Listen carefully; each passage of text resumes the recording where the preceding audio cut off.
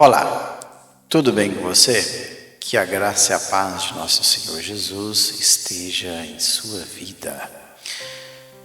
Pois bem, hoje estarei encerrando a minha exposição no Evangelho segundo escreveu João. Hoje estarei falando a respeito da conversa que Jesus teve com Pedro. Toda a narrativa hoje está ali direcionada para a pessoa de Pedro. Vamos ver. Está aí na tela. Pedro é restaurado por Jesus. Na verdade, ainda faz parte do título aí, Aparição de Jesus junto ao mar de Tiberíades. Aparição de Jesus junto ao mar de Tiberíades. Pedro é restaurado. Depois de terem comido, perguntou Jesus a Simão Pedro: Simão, filho de João, amas-me mais do que estes outros? Ele respondeu: Sim, Senhor. Tu sabes que te amo. Ele lhe disse: Apacenta os meus cordeiros. Jesus foi logo ao ponto. Acabou de comer, já estava com certeza dia amanhecido, já estava claro, e Jesus pergunta. Tem outra coisa também que sempre Jesus falava com Pedro, mas aqui não, Simão, olha aqui, Simão, filho de João, Simão, aí que Pedro significa rocha, pedra, e o termo é Shimon, porque Shimon vem essa palavra hebraica, que significa rocha ou pedra. E Pedro, aí é um termo grego, é Petros, uma rocha, uma pedra, mesmo significado. Só que Petros é grego, essa palavrinha aqui, Petro, pedra. E Shimon, está aqui, Shimon, hebraico. Então, Jesus ele direciona a pessoa de Pedro chamando por seu nome em hebraico. Perguntou Jesus a Simão Pedro. Simão e Pedro é a mesma coisa. Simão, ou seja, Shimon, filho de João. Jonas, filho de Jonas. Aqui no hebraico. Então, o pai de Pedro, ou Simão, chamava Jonas. Outra coisa, ele usou o verbo aqui, agapau, esse verbo. Amas-me mais do que estes outros.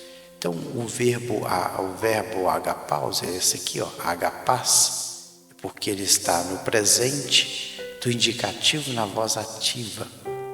Então, Jesus, ele usa na segunda pessoa do singular. Se a segunda é tu. Tu me amas, Pedro. Tu me amas. E é presente do indicativo. Tu me amas e é agapau. Agapau, aí tem o ágape, ou agape, mas certo é agape, que é amor. Mas aqui é o verbo. Amas mais do que o outro? E aí Pedro responde: Sim, Senhor. Curioso, está aqui. Sim, Senhor. Tu sabes que te amo. E ele responde, interessante, quando Pedro responde, ele não responde com agapau. Ele responde com filéus, tá aí. Essa palavra aqui, ó, filo. Essa palavrinha grega aqui, ó, filo. E ele responde também no presente indicativo, na voz ativa, na primeira pessoa do singular. Ou seja, eu te amo, Senhor. E ele responde não com agapau, mas com filho. Qual que é a diferença entre filo ou filéu e agapau?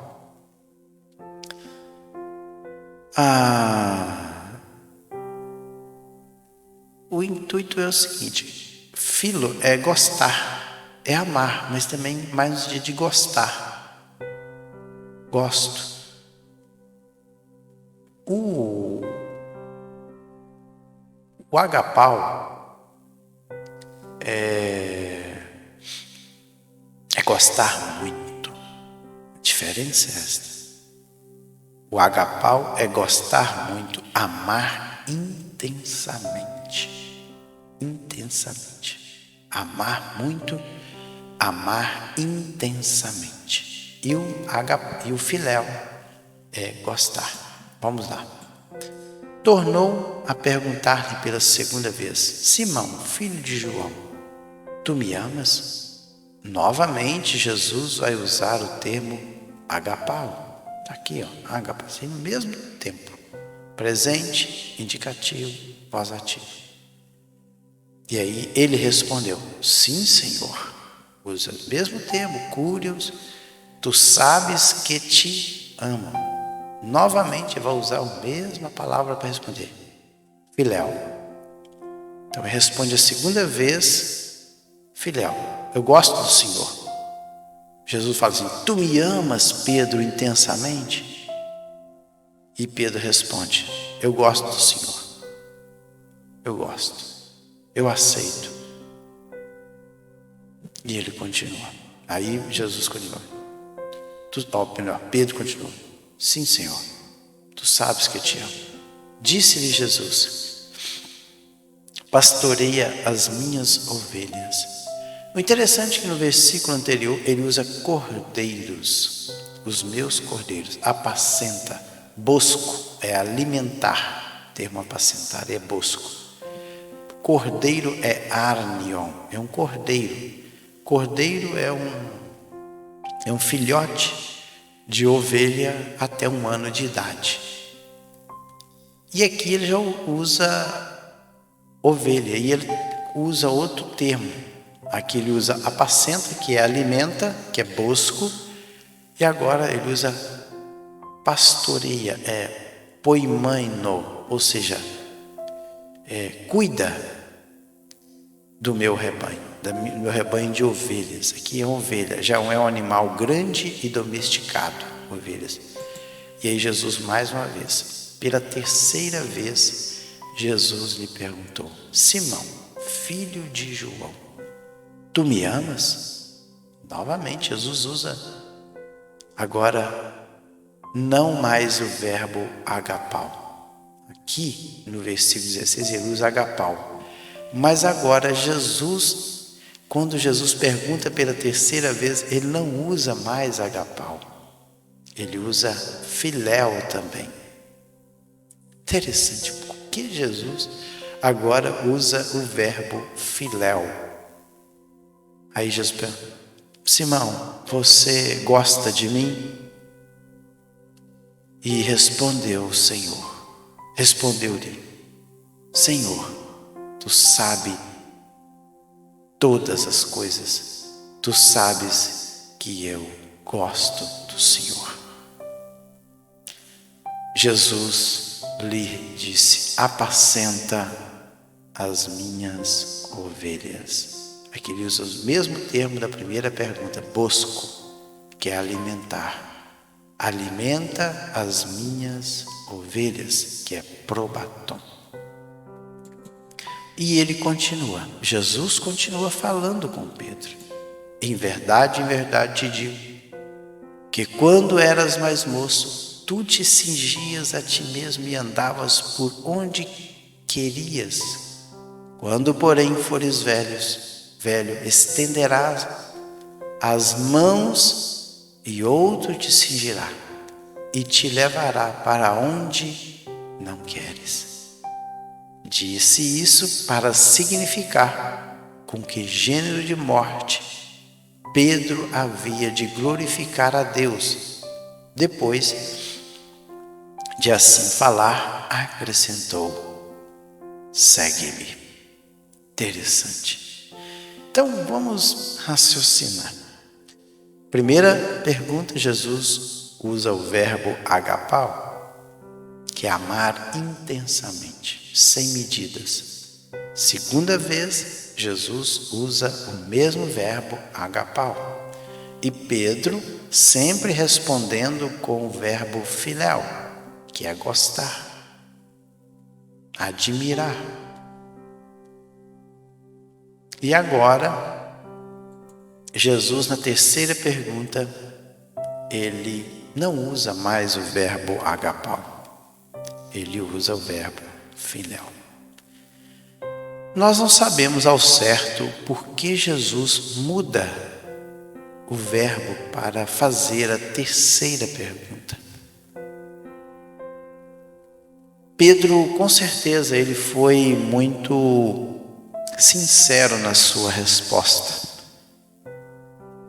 Sabe por quê? Porque alguns dias atrás ele tinha negado Jesus. Se ele não tivesse negado Jesus, talvez ele poderia responder com agapao, eu te amo intensamente. Pode ver que quando o Evangelho de João refere-se a João, o discípulo a quem Jesus amava, ele usa o verbo agapao, amar intensamente. E João também amava Jesus, a ponto de não perder Jesus de vista durante todo o processo ali da morte de Jesus. Pedro não, Pedro nega e vai embora. Talvez seja por isso que Pedro não respondeu com o mesmo verbo agapao. Ele respondeu com filéu. Então, quando Jesus vê que Pedro não responde com agapao, com amar intensamente, Jesus, ele faz a pergunta com o mesmo verbo que ele estava fazendo para responder. E aí Jesus pergunta: Pedro, você gosta de mim? E aí Pedro responde: sim, Senhor, tu sabes. E agora ele fala: em verdade te digo, é ameno, que quando você era mais moço, era mais jovem, neos, é o termo grego, neos, jovem, tu te cingias a ti mesmo, ou seja, vestir a sua roupa, e andavas por onde querias. Quando porém fores velho, e ali o termo velho é gerasco, é envelhecer, estenderás as mãos, estender as mãos, outro te cingirá, envolver e te levará, pero para onde não queres. Então, provavelmente nós não sabemos a morte de Pedro. Alguns dizem que foi crucificado de cabeça para baixo em Roma, mas a Bíblia ela não traz estes detalhes. A Bíblia não traz isso, isso é uma tradição. Então, não posso afirmar. Eu só sei que provavelmente ele foi preso, porque alguém cingir ele, levar ele para onde que ele não queria, é alguém que está preso. Mas também pode significar alguém que morreu de velhice. Porque quando as pessoas se tornam velhas, as pessoas começam a cingi-las, levar elas para onde que elas não querem. Por exemplo, uma pessoa muito velhinha, ela é levada para onde alguém não quer. E aí, se o texto quer dizer isso? Se ele morreu de velho? Ninguém sabe, porque a morte em cruz é uma tradição.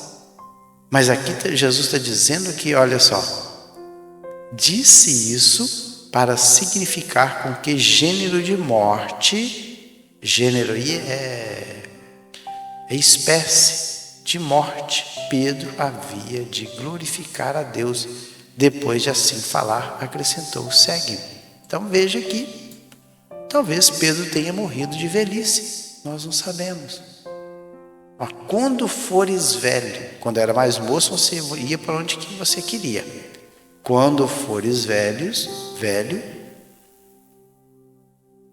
você vai estenderás as mãos e outro te cingirá e levará para onde não queres. Não está dizendo que ele vai ser preso. Pode, mas não é.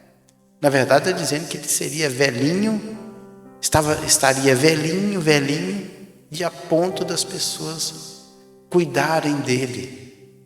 Pode, porque Jesus acrescenta: disse isso para significar com que em gêneros de morte Pedro havia de glorificar a Deus. Glorificar aí a doxazo. Depois de assim falar, acrescentou: segue.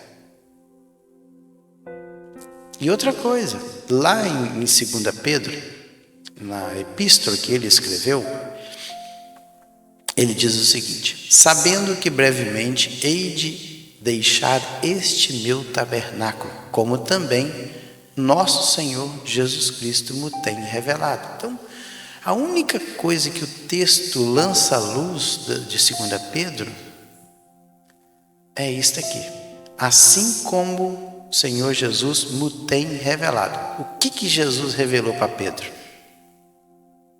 Está aí no versículo 18. Que ele, quando ele fosse bem velhinho, ele ia estender as mãos, eles iam guiar ele, levar ele, vestir roupa nele, de tão velho que ele estaria. Então, fica aí, nós não sabemos. Pode ter morrido crucificado, como também pode ter morrido de velhice. Deus o sabe. Então Pedro, voltando-se, viu que também o ia seguindo o discípulo a quem Jesus amava. E aí o verbo é agapau, o qual na ceia se reclinara, deitar, reclinar, recostar sobre o peito de Jesus e perguntara: Senhor, quem é o traidor? Isso está lá no capítulo 13 desse evangelho, João 13, 23. Ora, um de seus discípulos, aquele a quem Jesus amava, estava reclinado no seio de Jesus. E aqui novamente, ele vai fazer menção desta passagem. Pedro viu então quem? O discípulo que Jesus amava. Quem? João. E aí, vendo, pois, Pedro perguntou a Jesus: e quanto a este? Já que Jesus estava falando de como Pedro morreria, provavelmente de velho, como está no texto, e aí Pedro ficou preocupado com João. Em vez de preocupar com a vida dele, ele preocupou com a vida do João. Vendo, pois, Pedro perguntou: e quanto a este? Interessante é que a pergunta de Jesus, ela foi logo assim, foi bem incisiva, foi bem taxativa. Respondeu Jesus: se eu quero que ele permaneça até que eu venha, que te importa? Quanto a ti, segue-me. Então, já que Jesus falou: olha, Pedro, você vai ficar velhinho e vai morrer. Porque quando fores velho, a palavra grega é velho mesmo, pessoal, bem velhinha. Você vai ficar tão velho que as pessoas vão vestir roupa em você e vai levar você para onde você não quer. E aí Pedro ficou preocupado. E agora, hein? Com relação a João, o que vai acontecer com ele? E aí Jesus fala: se eu quiser que ele fique vivo até o dia em que eu voltar, o que te importa? Até que eu venha, olha, vem aí erhomai, vir, voltar, o que te importa? Segue-me. Então se tornou corrente aí é erhomai, emanar ao rumor, mensagem. Então a mensagem entre os irmãos, o dito aí é logos, a fala, a palavra, de que aquele discípulo não morreria. Ora, Jesus não dissera que tal discípulo morreria, mas se eu quero que ele permaneça até que eu venha, que te importa? Então, o próprio João, escrevendo o seu evangelho, ele faz essa correção. Ele não disse que não morreu, porque o dito ficou o seguinte: esse discípulo não vai morrer. Porque Jesus falou que se eu quiser que ele permaneça até que eu venha, que te importa? Segue. Então ficou esse dito corrente, essa frase aí que João não morreria. Mas aí o próprio João, ele conserta. Ele não queria dizer isso. Não quero que ele... Mas é o seguinte: se eu quero que ele permaneça até que eu venha, que te importa? Este é o discípulo que dá testemunho a respeito destas coisas e que as escreveu, e sabemos que o seu testemunho é verdadeiro. Então veja bem, neste versículo aqui valida todo o evangelho de João, e nós temos plena convicção de que foi o próprio João que escreveu este evangelho. Este é o discípulo que dá testemunho a respeito destas coisas e que as escreveu. E sabemos que o seu testemunho é verdadeiro. Por quê? Porque ele estava com Jesus. Há, porém, ainda muitas outras coisas que Jesus fez. E ele está dizendo, muitas outras coisas Jesus fez. Se todas elas fossem relatadas uma por uma, creio eu que nem no mundo inteiro caberiam os livros que seriam escritos. Biblion é o termo grego para livros. Claro que isso aqui é uma hipérbole. João usou uma hipérbole, ou seja, seria necessário muitos livros para registrar os 3 anos e meio de todo o ministério de Jesus, assim nos mínimos detalhes. Seriam muitos livros. Então, ele fala que no mundo inteiro caberiam. Então, ele usou uma hipérbole para dizer que seria necessário muitos e muitos livros para registrar tudo aquilo que Jesus fez. Então, chegamos aí, novamente a câmara principal. Então, chegamos aí ao final do Evangelho de João. Esse Evangelho, ele é maravilhoso, ele é algo assim sublime. Ele trata da vida de Jesus como Deus divino. Provavelmente no próximo vídeo, ou nos próximos vídeos, eu estarei fazendo a exposição do Evangelho segundo escreveu Lucas. Porque eu já tenho uma série de vídeos aí da exposição do livro de Atos. E Atos, ele foi escrito por Lucas. Mas Lucas, ele não escreveu somente Atos. Ele escreveu o Evangelho que leva o seu próprio nome. E tem algumas particularidades. Lucas, ele detalha muita coisa a respeito do ministério de Jesus. Então, provavelmente, nos próximos vídeos, eu estarei fazendo a exposição deste Evangelho. Fiquem todos na paz do Senhor Jesus e até lá.